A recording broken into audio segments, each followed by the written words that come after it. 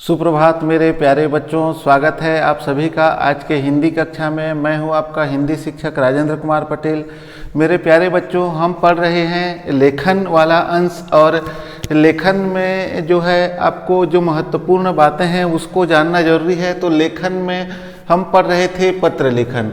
तो मेरे प्यारे बच्चों, पत्र लेखन से संबंधित महत्वपूर्ण अंश आज मैं आप लोगों के लिए लेकर के आया हूँ। पत्र लेखन चाहे कोई भी कक्षा हो, भाषा से संबंधित जो परीक्षा होता है उसमें लेखन वाले अंश में पत्र लेखन रहता ही है।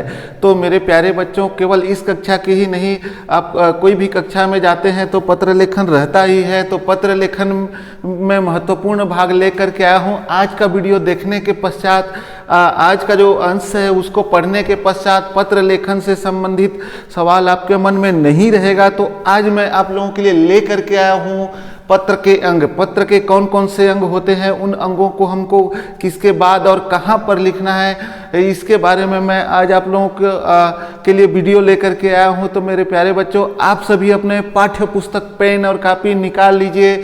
आइए प्रारंभ करते हैं पत्र लेखन के अंग। पत्र लेखन के अंग में सबसे पहले हम देखते हैं पत्र लिखने वाले का पता तथा तिथि। ठीक है, तो जब भी हम पत्र लिखते हैं तो पत्र लिखने वाले का क्या रहता है, पता तथा तिथि, अर्थात पत्र वाले हम कहाँ पत्र भेज रहे हैं, ठीक है, उसका पता, और तिथि अर्थात जो दिनांक है वो भी लिखा होना चाहिए।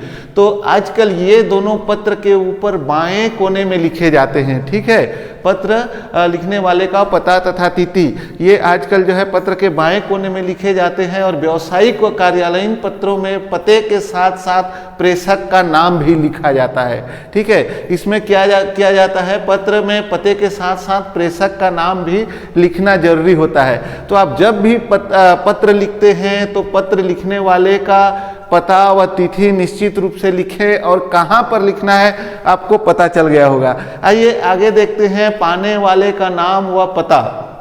ठीक है, जो भी पाने वाला है उसका नाम और पता कहाँ लिखना है, तो प्रेषक के बाद पृष्ठ के बाईं ओर। ठीक है, प्रेषक के बाद जब भी हम प्रेषक लिखते हैं ऊपर में, तो पृष्ठ के बाईं ओर जो है पत्र पाने वाले का नाम व पता लिखा जाता है। ठीक है, पृष्ठ के बाईं ओर पत्र पाने वाले का नाम और पता लिखा जाता है।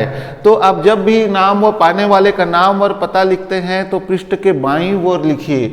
आइए आगे देखते हैं विषय संकेत। विषय संकेत हमको कैसे देना है पत्र में, तो औपचारिक पत्रों में यह आवश्यकता होता है कि जिस विषय में पत्र लिखा जा रहा है उस विषय में अत्यंत संक्षेप में पाने वाले के नाम व पते के पश्चात बाईं ओर से विषय शीर्षक देकर लिखें। तो यही जो है विषय संकेत कहलाता है। आइए आगे देखते हैं संबोधन। आखिर हमको संबोधन कैसे देना है, पत्र में कैसे लिखना है, कहाँ पर संबोधन देना है, ये जानते हैं।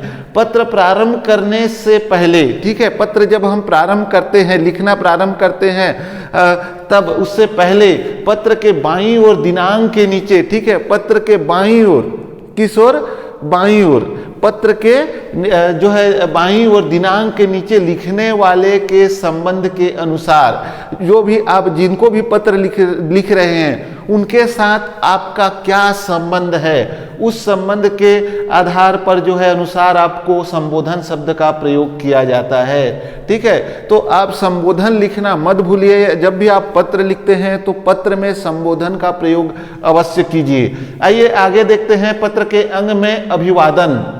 अभिवादन भी एक महत्वपूर्ण अंग है पत्र का।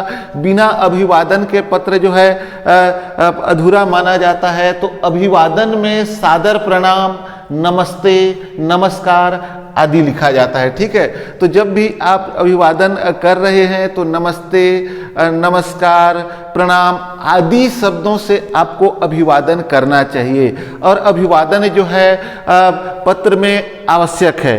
तो मेरे प्यारे बच्चों, आप जब भी पत्र लिख रहे हैं तो उसमें आप अभिवादन को कभी भी मत भूलिए। नमस्ते, नमस्कार, प्रणाम आदि शब्द से संबोधित किया जाता है। आइए आगे देखते हैं पत्र की विषय।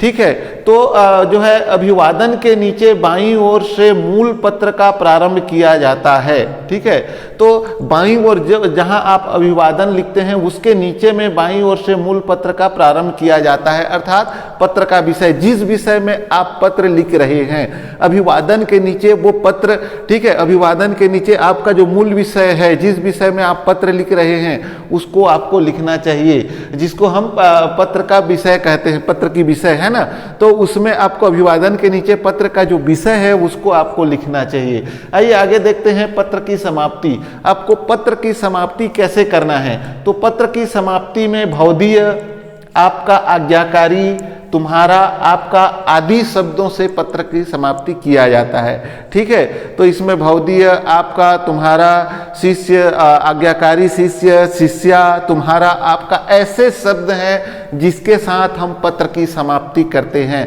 तो पत्र की समाप्ति जो वाले जो शब्द हैं उनका प्रयोग आप करना मत भूलिए। और पत्र की समाप्ति में इस तरह से संबोधन जो है किया जाता है, भवदीय, आपका, आज्ञाकारी, तुम्हारा आदि शब्दों से। अंत में देखते हैं हस्ताक्षर और नाम। आखिरी में जो है हस्ताक्षर और नाम आता है। ठीक है, समापन शब्द के ठीक नीचे हस्ताक्षर और नाम होता है। ठीक है, तो अंत में जहाँ पर समापन शब्द हो रहा है, जहाँ पर समाप्त हो रहा है हमारा पत्र, वहीं पर जो है उसके ठीक नीचे जो है हस्ताक्षर और नाम लिखा जाता है। तो मेरे प्यारे बच्चों, इस तरह से यदि आप लिखते हैं, इन अंगों को विशेष ध्यान में रखते हैं, तो आपका पत्र जो है कभी भी गलत नहीं होगा। एक आप अच्छे पत्र लेखक बनेंगे, एक अच्छा पत्र आप लिख पाएंगे। तो आशा करता हूं मैं कि आज का वीडियो आपको पसंद आया होगा, अच्छा लगा होगा, पत्र लेखन का अंग जो है वो आपको समझ में आया होगा। तो मेरे प्यारे बच्चों, आप सभी ने आज का वीडियो देखा, उसके लिए आप सभी को धन्यवाद।